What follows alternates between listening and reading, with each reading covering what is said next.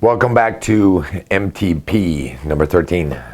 Today is Friday, the 13th episode of Meet the Penis.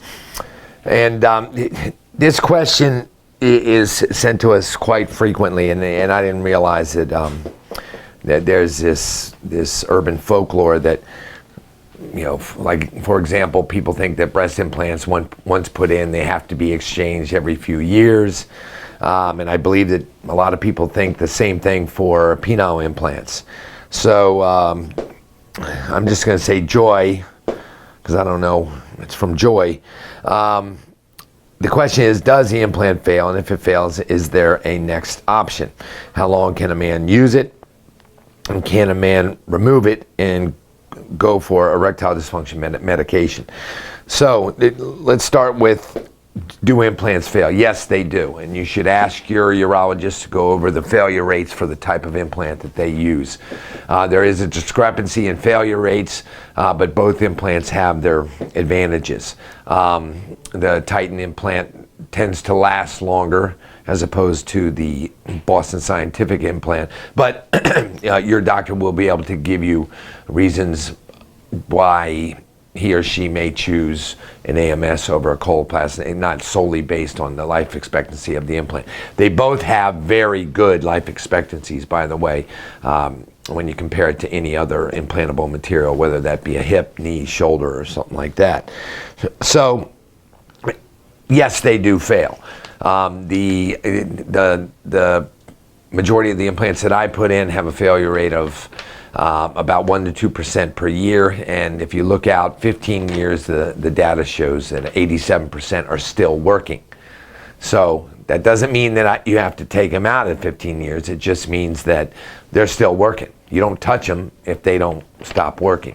If they do stop working, of course you can have it revised, and you can have it usually upgraded. There tends to be an increase in the size of the implant that you're able to put in. That's assuming that you're doing everything you're supposed to do, which is cycling the implant at least once or twice a day, especially for that first year. But yes, you can fix an implant that has had a defect. There's some very arbitrary numbers that we use. If it's over 4 years, you might want to replace everything. If it's under 4 years, you might troubleshoot and try to just fix the primary problem. Revisions tend to be much easier for the patient, so I wouldn't feel bad if you have to go through it.